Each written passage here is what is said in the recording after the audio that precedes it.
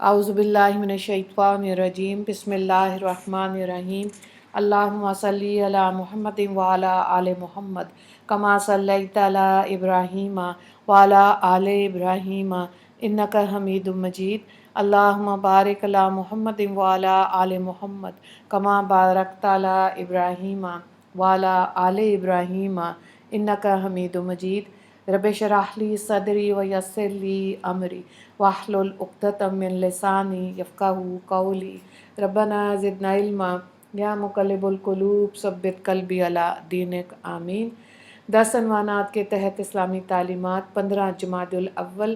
عنوان نمبر 1، اسلامی تاریخ، غزوہ احد میں مسلمانوں کی آزمائش۔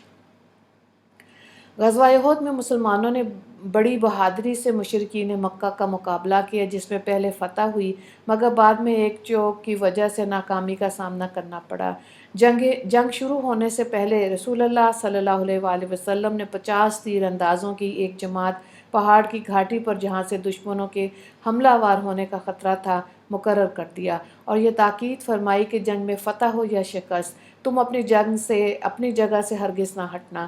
جب مسلمانوں کو شروع میں فتح ہوئی تو کافروں کو بھاگتا ہوا دیکھ کر یہ لوگ بھی اپنی جگہ سے یہ سمجھ کر ہٹ گئے اب جنگ ختم ہو چکی، کیوں نہ ہم بھی مال غنیمت جمع کرنے میں اپنے بھائیوں کی مدد کریں۔ ان کے امیر حضرت عبداللہ بن جبیر رضی اللہ تعالیٰ عنہ نے بار بار روکنے کی کوشش کی، لیکن فتح کی خوشی میں بات نہ سنی اور پہاڑ سے نیچے اتر گئے۔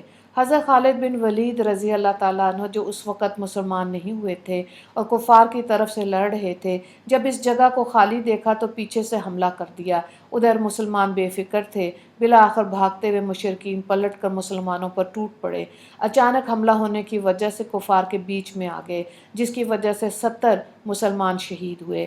آپ صلی اللہ علیہ وآلہ وسلم کا سر مبارک زخمی اور ایک مبارک دانت بھی شہید ہو گیا۔ عنوان نمبر 2، اللہ کی قدرت، ناک قدرت الہیہ کی نشانی۔ انسان کے چہرے پر ناک کو دیکھو، اللہ تعالیٰ نے بیچ چہرے پر کسی خوبصورتی کے ساتھ اس کو بلند کیا، جس سے چہرے کی رونق بڑھ جاتی ہے اور چہرہ خوبصورت خوشنما معلوم ہوتا ہے۔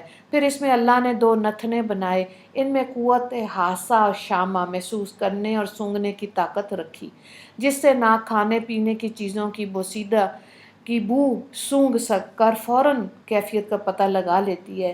یہی ناک تازہ ہوا کو بھی سونگھتی ہے، جو دل کی غذا ہے، جس سے اندرون کی حرارت برقرار رہتی ہے۔ غور کرو، یہ سارا نظام کس نے بنایا؟ عنوان نمبر 3، ایک فرض کے بارے میں، شوہر پر بیوی کا خرچہ۔ رسول اللہ صلی اللہ علیہ وآلہ وسلم نے فرمایا، تم پر واجب ہے کہ تم عورتوں کے لیے قاعدے کے موافق روزی اور کپڑے کا انتظام کرو۔ مسلم کی روایت ہے، حضرت جابر بن عبداللہ رضی اللہ تعالیٰ عنہ اس کے راوی ہیں۔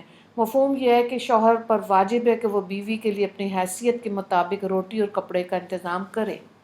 عنوان نمبر 4، ایک سنت کے بارے میں، سواری پر سوار ہونے کے بعد کی دعا۔ رسول اللہ صلی اللہ علیہ وآلہ وسلم جب سفر کے ارادے سے نکلتے اور سواری پر بیٹھ جاتے تو 3 مرتبہ تکبیر اللہ اکبر فرماتے اور یہ دعا پڑھتے، سبحان الذی سخر لنا ھذا وما کنا لہ مقرنین وانا الی ربنا لمنقلبون۔ ترمذی کی روایت ہے، حضرت عبداللہ بن عمر رضی اللہ تعالیٰ عنہ اس کے راوی ہیں۔ عنوان نمبر 5، ایک اہم عمل کی فضیلت، اللہ کے لیے محبت کا بدلہ۔ رسول اللہ صلی اللہ علیہ وآلہ وسلم نے فرمایا، اللہ تعالیٰ قیامت کے دن فرمائے گا، میری عظمت کی وجہ سے آپس میں محبت والے لوگ آج کہاں ہیں؟ میں آج ان کو اپنے سائے میں جگہ دوں گا، جبکہ میرے سائے کے علاوہ کوئی سایہ نہیں ہوگا۔ مسلم کی روایت ہے، حضرت ابو ہریرہ رضی اللہ تعالیٰ عنہ اس کے راوی ہیں۔ عنوان نمبر 6، ایک گناہ کے بارے میں، پڑوسی کو تکلیف دینا۔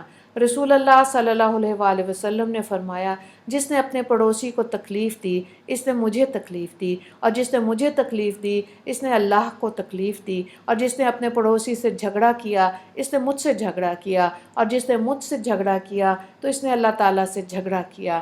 حضرت انس بن مالک رضی اللہ تعالیٰ عنہ اس کے راوی ہیں۔ عنوان نمبر 7، دنیا کے بارے میں، دنیا کی رغبت کا خوف۔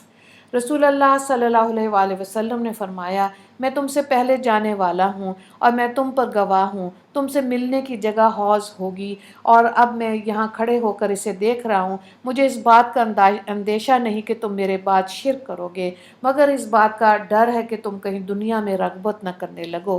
مسند احمد کی روایت ہے، حضرت عقبہ بن عامر رضی اللہ تعالیٰ عنہ اس کے راوی ہیں۔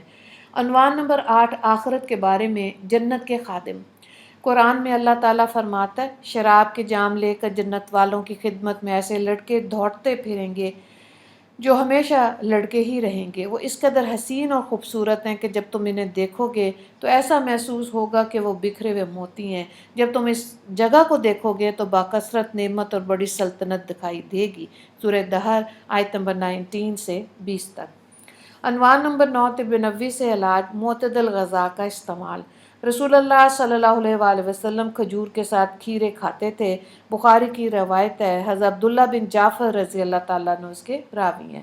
مفہوم یہ ہے کہ محدثین کرام فرماتے ہیں کہ کھجور چونکہ گرم ہوتی ہے اس لیے آپ صلی اللہ علیہ وآلہ وسلم اس کے ساتھ ٹھنڈی چیز کھیرا ککڑی استعمال فرماتے تھے تاکہ دونوں مل کر معتدل ہو جائیں۔